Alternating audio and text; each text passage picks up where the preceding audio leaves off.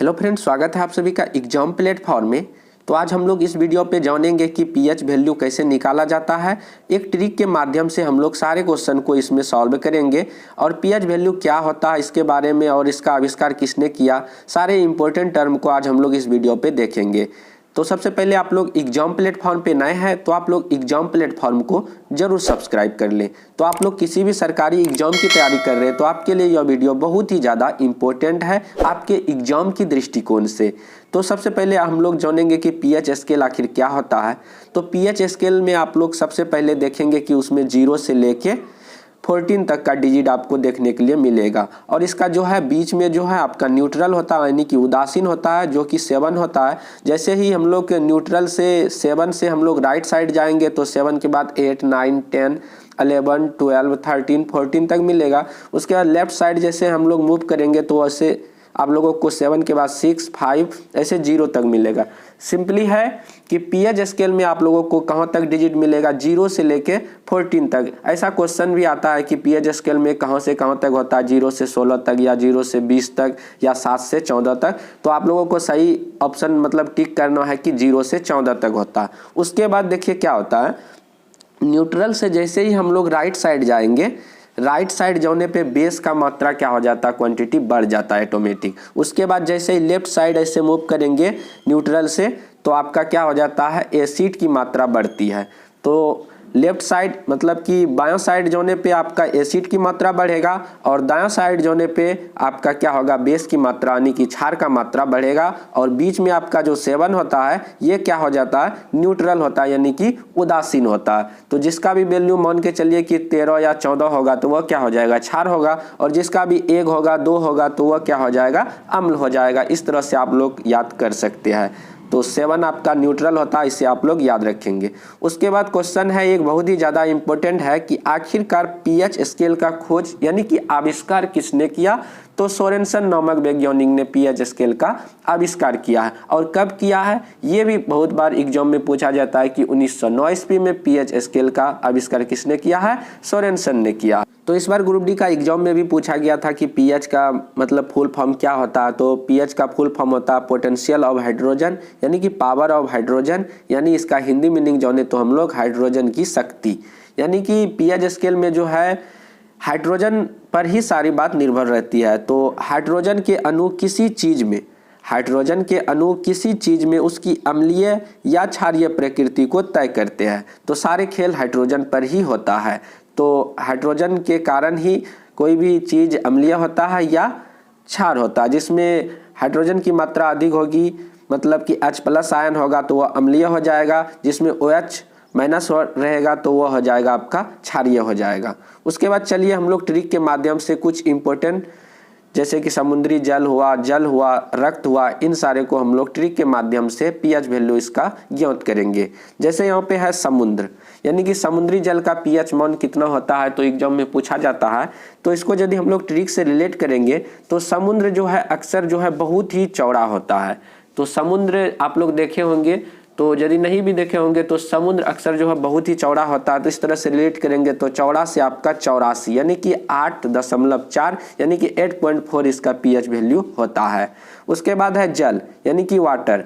अब देखिए सप्ताह में कितने दिन होते हैं, 7 दिन होते हैं और जीने के लिए हर एक इंसान को जो है 7 दिन जल की जरूरत होती है। तो जल एक न्यूट्रल होता है तो जल का पीएच मान 7 होता है। सप्ताह में 7 दिन होते हैं और 7 दिन हम लोग जल पीते हैं। इस तरह से इसका पीएच वैल्यू 7 हो जाएगा। उसके बाद नमक का भी 7 होता है, यहाँ पे लिखा नहीं गया है तो आप लोग याद रखेंगे जल और नमक। नमक वैसे आप लोग सप्ताह के 7 दिन खाना बनाते होंगे, सब्जी बनाते होंगे तो 7 दिन आप लोगों को नमक का यूज करना पड़ेगा। तो नमक का और जल का पीएच वैल्यू कितना होता, 7 होता। उसके बाद है रक्त।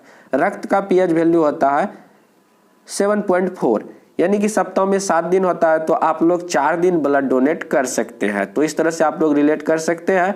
तो रक्त का पीएच वैल्यू होता है 7.4। उसके बाद है आंसू। तो आंसू का पीएच वैल्यू यहाँ पे दिया गया 7.4। तो इसे आप लोग कैसे याद करेंगे, जब भी मम्मी पापा यानी कि माता पिता के आंख से आंसू जब भी निकलता है तो उसका आंसू हमेशा सच्चा होता है।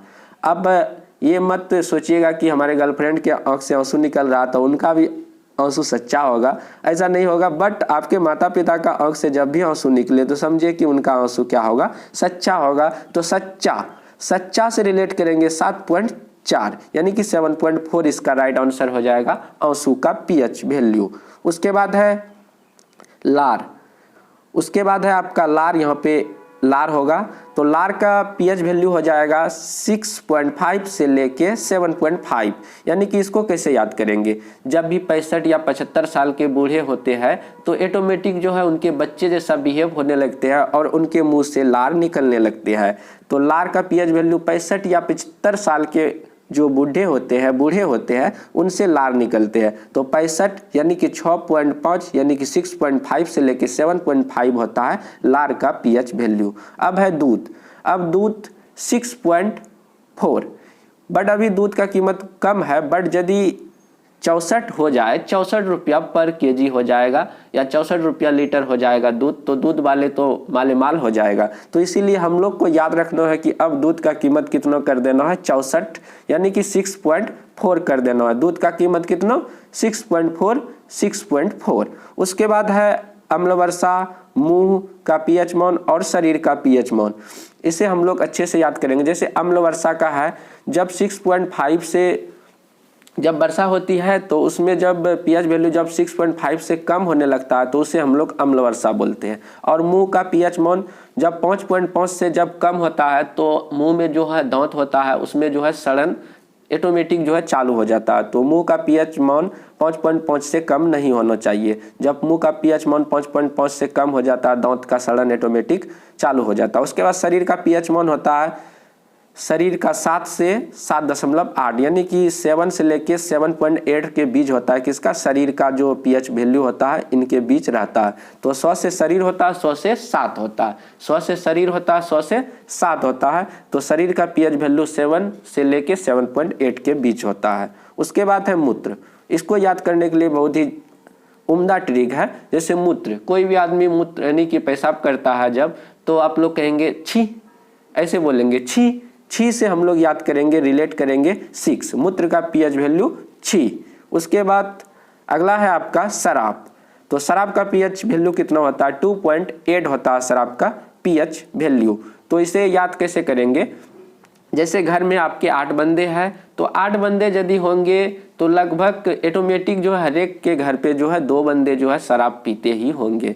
तो 8 बंदे में 2 बंदे शराब पीते होंगे। तो वैसे भी जैसे 2 आदमी यदि शराब पी के आ गए तो 8 बंदे को जो है मतलब कि उनके बराबरी कर लेते हैं। तो शराब का पीएच वैल्यू 2.8 यानी कि घर में 8 व्यक्ति है तो उसमें से 2 व्यक्ति यदि पी के आ गए तो वो मतलब कि उन सारे का बराबरी कर लेगा। तो 2.8 इसका हो जाएगा पीएच वैल्यू। उसके बाद है सिरका 2.4 यानी कि 2.4 से इसका जो है 3 के बीच भी रहता है। तो आप लोग वहाँ पे ऑप्शन के अनुसार इसको टिक कर सकते हैं। कहीं 3 भी देखने के लिए मिल सकता है या 2.5 भी देखने के लिए आप लोगों को मिल सकता है। उसके बाद नींबू का 2.2 या 2.4 इस तरह से कहीं भी मतलब कि देखने के लिए मिले तो आप लोग टिक कर सकते हैं। जैसे कि अभी यदि 10 रुपया लेके जाएंगे मार्केट तो आप लोगों को कितना नींबू मिलेगा, 2 या 4 नींबू मिलेगा या 2.4 आप लोग टिक कर सकते हैं। इस तरह से इसका नींबू का पीएच वैल्यू होता है। इस तरह से आप लोग इसे याद कर सकते हैं। तो आप लोगों को ट्रिक कैसा लगा प्लीज कमेंट पे जरूर बताएं और अपने फ्रेंडों को जरूर शेयर करें। थैंक यू, बाय बाय, मिलते हैं अगले वीडियो पे। जय हिंद, जय भारत।